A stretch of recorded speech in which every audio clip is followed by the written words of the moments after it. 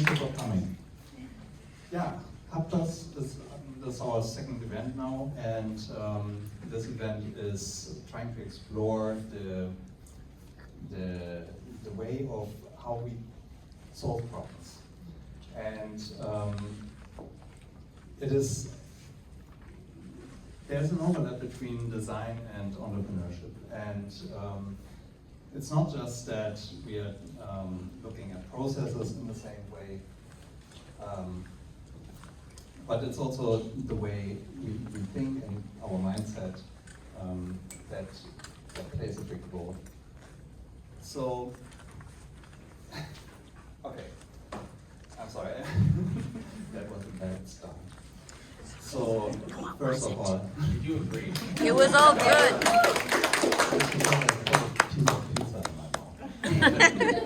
Sorry. Just wanted to make sure you were fed on time. So first of all, I wanted to say, thank you, but we said that already, that it's a collaboration between NASCAD and the Entrepreneurship Center. And both of these places are really places where we foster the generation of great ideas and trying to bring them to flourishing and to realization. And as inventor and creators, it is what I said, we are not, we are sharing partly the same mindset because we are all curious. We want to improve the world, we want to create meaningful solutions. That is one part, but the other part is also the processes. We look at, how we solve certain things. There's also an overlap between entrepreneurs, artists, designers, and business people. And the reason why I wanted to start this event was asking myself if these processes really are the perfect thing, if they really help us really get into the ground of things, finding the root cause, helping us to connect with people who are involved in these problems that we are trying to solve.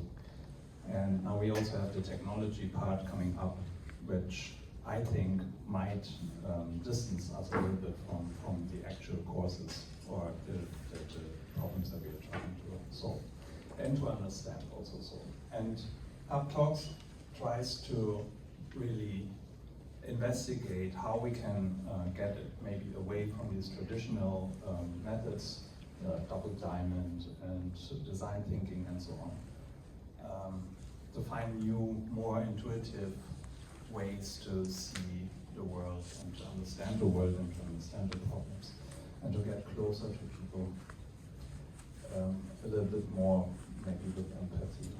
Things that technology might not always be able to solve.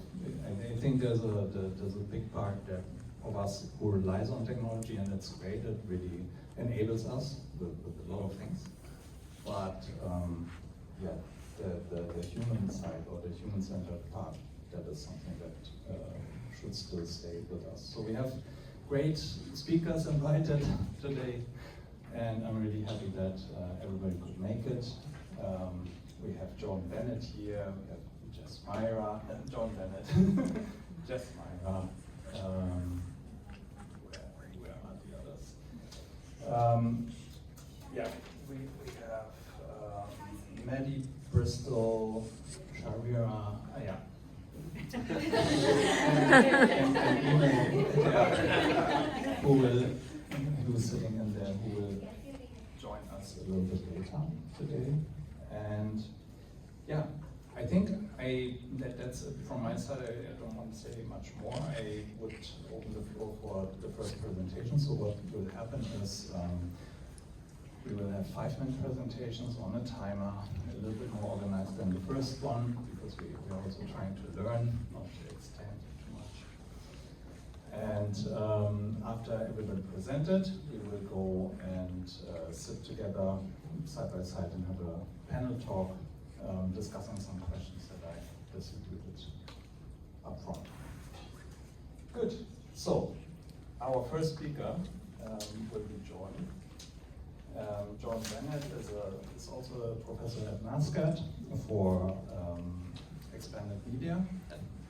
And he's an artist, visual artist, creating art that is rooted in the act of visiting in Mi'kmaq and beyond.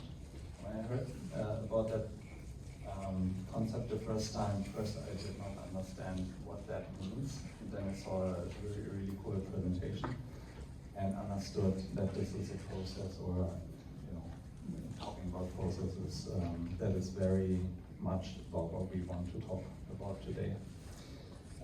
His art takes many forms and is often situated within the public realm. So we see murals, and OCAD has a great big wall, and so on. So his art is seen in many places, and often it's landing itself in discussion around contemporary indigenous realities within urban and rural communities.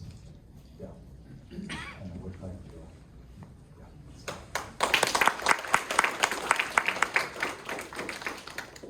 That's me. Thank you, Boo, for inviting me to this project. Super excited to be here. It's nice to bounce around the city a little bit and go to campuses and places where people are creative and doing interesting and cool things.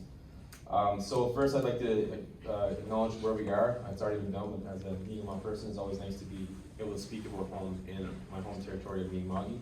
I grew up in Tahamko, in Newfoundland, and this is just a picture of me with red ochre on my hands. So that's always home to me.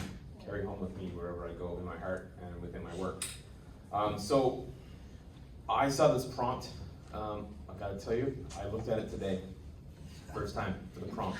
I'm a dad. I have a 4-year-old and a 2-year-old, and I'm been very getting used to the NASCAD flow and getting back into the groove. And I'm kind of happy that I waited because I looked at the prompt, which was problem solving, and I thought about this idea of problem solving, how that comes into play with my work, and I laughed.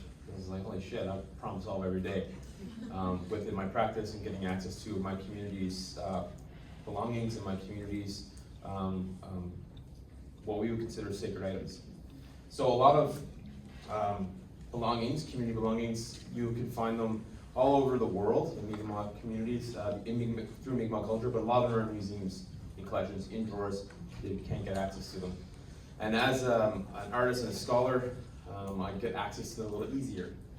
But I wanted to find a way to bring these pieces and rematriate these pieces back to the communities that I honor and that are part of who I am. So I had to come up with creative ways to do that. And I incorporate our community belongings, our designs, and porcupine quill works into my own practice and translate them to very bright, vibrant, beautiful pieces. So pieces that I've had access to date back hundreds and hundreds of years, and feel very privileged to be part of that world and being able to access these pieces. So the problem for me is being able to get them out of the museum and into the eyes and the hands of our communities. And a lot of times that's hard to do because museums, collections, don't like people touching stuff. They don't like them leaving the museum. They want to say that they're theirs. So in the process of rematriating these designs back to our community, I like to, first off, this is a piece that I created through being mentored by Montlet Peltier. It's Ursula Johnson's my cousin, that's her auntie. She taught me how to make baskets. I made this one for my wife. It was the first one I had to give it away, so I was like, I'm gonna give it away to my wife so I can study how I did it. But I was able to think about this idea of visiting, and problem solving is getting those pieces from museums into spaces that we like to visit as humans, so galleries, community centers. And the way I did that was by partnering and making good relationships with different institutions like the Nova Scotia Museum, and a very amazing curator there, Roger Lewis, who's no longer at the museum. He's moved on to new and exciting things. As a Mi'kmaq person, he allowed me to go in and hang out with our community belongings. And I was able to convince him to allow me to create new works that would bring these pieces to life in a new way. So, borrowing these pieces, this is a chair seat cover that was made in about 1880. extending the designs to have conversation with ancestor artists over hundreds of years and creating these dialogues between them. And once you zoom in, you can see I extended them pieces to the back. These are mounted onto the works, which you don't usually see in museums. They don't usually like you to mount things in this kind of way. But through opportunities that people like Roger gave me, I was able to problem solve that and get permission and show them that I am doing it with care and love, and allowing these pieces to breathe in a different way. So a lot of times you see them sealed off, they don't have air, they're just stagnant. But in this way, they get to experience the territory and get to experience other people in a room, the air flowing through a room, so we get to bring them back home. That installation was at OCAD University. The first time I did it was at Nova Scotia Art Gallery in an exhibition called Guduel Madagic, which means they want to come home. So I got to bring pieces home for the first time in a long time, so community members can see them. Done this in many ways, and translated the designs in a multitude of ways, and then put them on streets, turned them into murals, turned them into exhibitions, and made our designs more accessible. So my problem solving is bringing these designs to community in a new way for new generations. And I'll show you this piece before I close up. And then also making them into AR pieces as well, where you can take our community designs and bring it back to the land. So using new technologies to do new and interesting things. The most recent piece, before I'm done, I see my 0000 over there, is bringing, when museums will let me take the pieces out, or if I don't have build a relationship with them, I often look on their archives to access the designs and be inspired by them, and then bring them street level.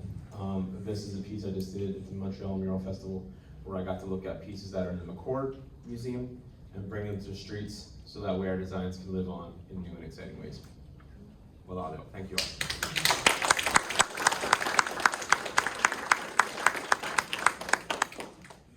Quick and dirty. Does anybody have questions for John? Yeah. Hi, John. So I wanted to ask, when you are replicating pieces or being inspired by pieces or doing something new, do you have conversation with the Yowaki people that maybe like the elderly people that would probably relate to it more? Do you have those interviews or conversations with them? Absolutely. So I have a lot of friends. So I'm Mi'kmaq myself, and I have a lot of friends who create these porcupine quill pieces. Cheryl Simon, who you all probably know in the city, amazing lawyer, an amazing quill worker, artist. Melissa Peter Paul, and a lot of these folks who create these pieces all over Mi'kmaq territory. So I do have conversations. We discuss what they may need, but this is where colonization happened here so long ago. Point of contact was so long ago. A lot of our designs and the meetings weren't passed on as they were, say, further out west. But a lot of the porcupine quill workers and other Mi'kmaq visual artists are helping to bring these pieces into a new light, and in discussion with elders and community, find out what a lot of these meanings are. And some of the meanings are not for the general public, they're for the people. But the ones that I am being inspired by and am working with other artists with are ones that we're continuing the story, because a lot of times you see these museum pieces and it makes a culture feel, museums have a tendency of making a culture feel stagnant and done. But as Indigenous people, we're still here, we're still alive, we're still creating. And that's why we do what we do. That's why we make what we make, and that's why I love to access these ancestor artists' original works and give them a new conversation, so they can not only speak with me and other Mi'kmaq, living Mi'kmaq people, but they're in a room in relation to one another, and they're speaking to each other. So when I put these pieces on the wall, they just go up, and then I stand back, and then the interaction happens between them, and then I take that inspiration. So if I have a piece next to another one, that conversation is different as if it would have been next to a different artwork. So it's about carrying it forward and doing it with the respect that I put into it, and that my community still holds sacred and important. Thank you.